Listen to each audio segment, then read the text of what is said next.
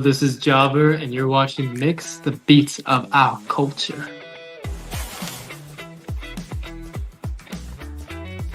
Jahver is a new era in my life, and I think that, as Oliver Moy, it's such a familiar name, which also comes with memories of me and NSB and maybe YouTube videos or my past music.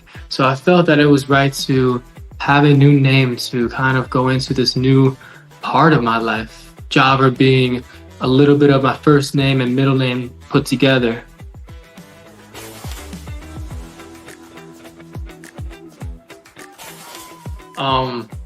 At first it was a little bit tough to remind myself in interviews and everything that, I'm Jahver or anything, but now all my friends call me Jah.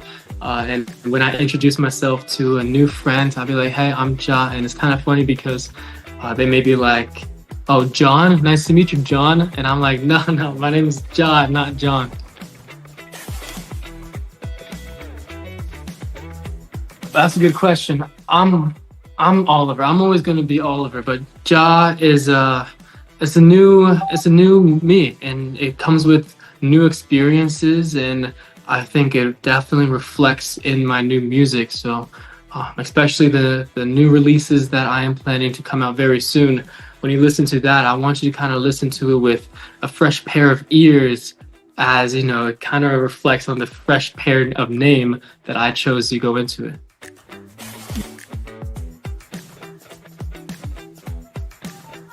Yeah, to be honest, it wasn't that big of a change. I mean, even with the group back then, I was making all the songs, from the writing, from the producing, even from the creative mindset. So taking that, with 8 different people, and now it's just my vision, and it's just what I want to create specifically. I would say, to be honest, it's quite easier.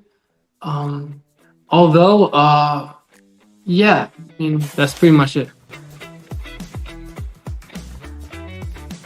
Yeah, I'd be honest and say, I remember like on a previous tour in New York City, we would be running around the hotel, and it'd be like 2 a.m. after a very successful sold out show. And we'll be running around in like our underwear and just kind of doing what best friends do. That I think I'll always miss and have a part of me. So memories like that. So that's nice. Now, one thing it is also nice to focus on my own music is that I have a story from myself that I can share. Really good questions. Thanks for asking this. After writing and producing over 400 songs, during the whole moment of NSB going through its disbandment, I felt a lot of different emotions and a lot of questions. I felt like I was the last one to know about this happening, because when I woke up, it was like a full-on, my world flipped upside down, and I'm just as shocked as the world. I'm reading this from my phone, and that's how I was able to find out. So, a lot of confusion, a lot of emotions were going on at that time. So, per usual to my schedule, I would go into the studio, and I had a studio session about 2 days after all of that was happening. And I went into the studio with an amazing producer. His name is Riley Urick. And I was sitting on the couch, and he was playing through some of his beats and some of his tracks that he prepared for myself. And as soon as I heard a little sample of Innocence, I literally got up, my eyes like popped out. And we were live streaming the whole thing. My eyes popped out, and I'm like, yo, Riley, that's the one. I felt so close with it. So I hopped inside the studio booth to record, and the melodies, the lyrics were all coming to me. And that was probably like the smoothest process I've ever had when making a song. And literally like a week and a half from that day, we got the song sent out to DSPs, and it was loading into the Spotify system, and it dropped, and it was like, it felt right. So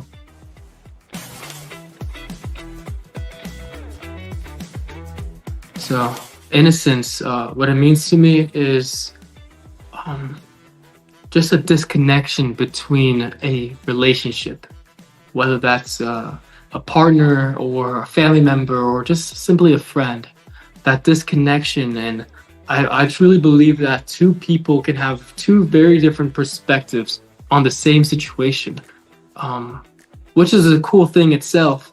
So that's what innocent means to me, is like sharing my side of how I feel throughout all of this, which, fair enough, maybe who's it about feels a little bit different, but I feel like sharing that emotion, hopefully those who listen to it can feel seen, feel a relation and connection to that, because I think any kind of breakup, whether that's a relationship or a friendship, it's not easy for no one.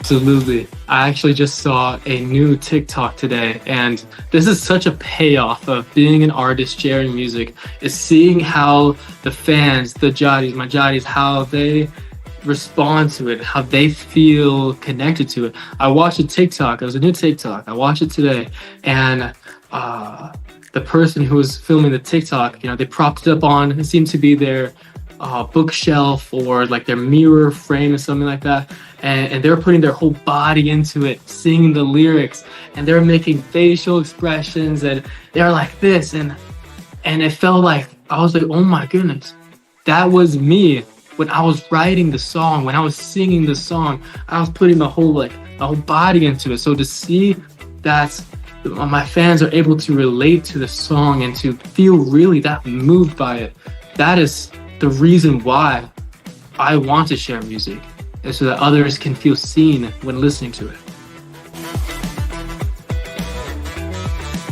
Yeah, so nowadays, like for the past, at least like 8 months or so, I've really wanted to prioritize my physical health, my mental health. So waking up at 8 a.m., going to the gym. I have a gym trainer now. It's been a goal of mine to focus on my body, and because back then, especially with time, I didn't have enough time, I would say, to really be dedicated to the gym process. Nowadays, I would say I definitely prioritize that. I also really enjoy cooking now. So for lunch, for dinner, I find myself in the kitchen, and I'm like, looking at recipes, watching YouTube shorts on how to cook this meal, and I really enjoy that.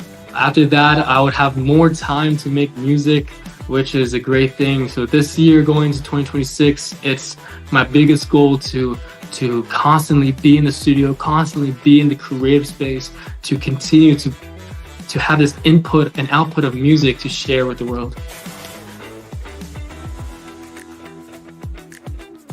Pastas, charcuterie boards. I'm actually I'm hooked on making a charcuterie board, and I'll take a photo of it. My friends would say that I make a killer steak, and I do agree with my friends. I think my steak is the best. So I would say I've mastered the steak, but I'm learning other meals nowadays.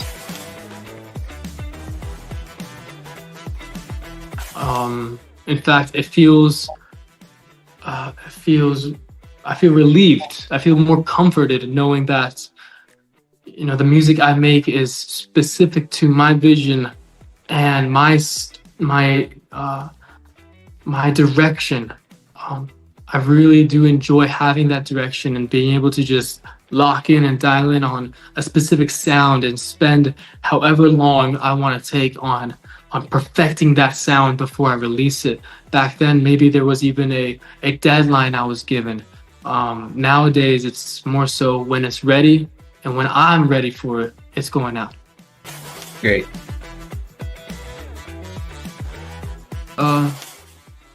What I'm discovering now, I would say, is just through time, just through age. I'm 24 now, and everything that I've experienced in the past is a collection of moments that I put into my music. So everything that's moving forward, like discovering what love is, discovering how I want to be loved, those are common things that I'm now putting into my music. So I'm having a lot of good time discovering what that is and experiencing what that means to me, and I'm happy to share that.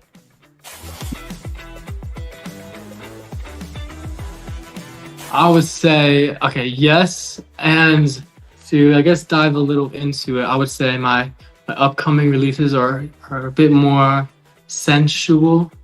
Uh, it has a little more of a sexy vibe to it and a sexy sound. So I'm really excited to share that. I think it can be kind of a shock to what people and my fans are used to listening to my music for, but I'm really excited for it.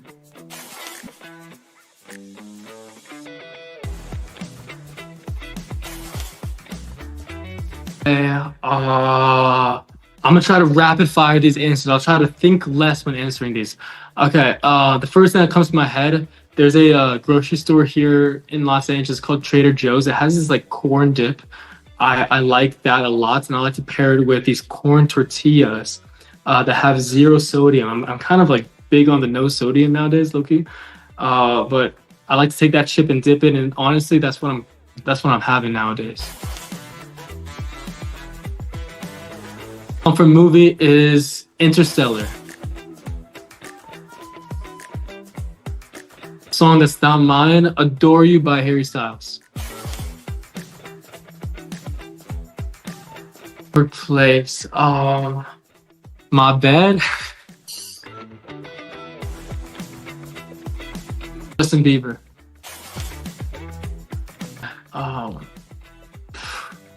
There's so many. Off My Face, I would say, is the first one that comes to my head. That one's really good.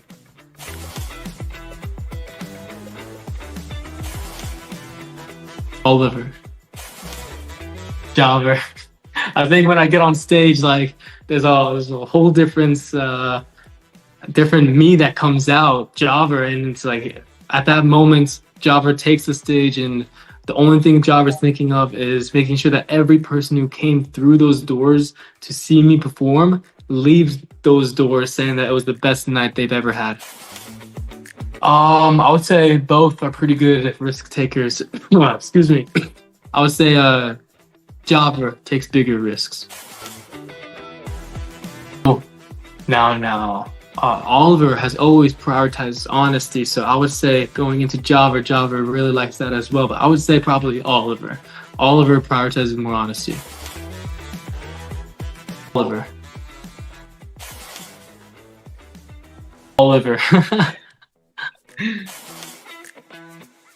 Best stress reliever.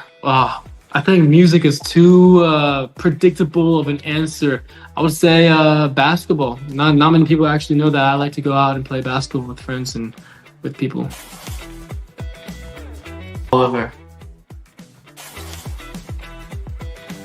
Oliver's more innocent. For the Filipino Jahdies, I would say you can expect me out there sometime soon. Just know that I'm trying my best. The Philippines is one of my favorite places in the whole universe, and at any given moment and chance and opportunity I have to be in front of you, to perform for you, or even just to be face to face, and we can just talk about things and moments and experiences that we go through in our lives, that is what I look forward to every single day. So just know that every day I'm working towards the moment that I get to see you.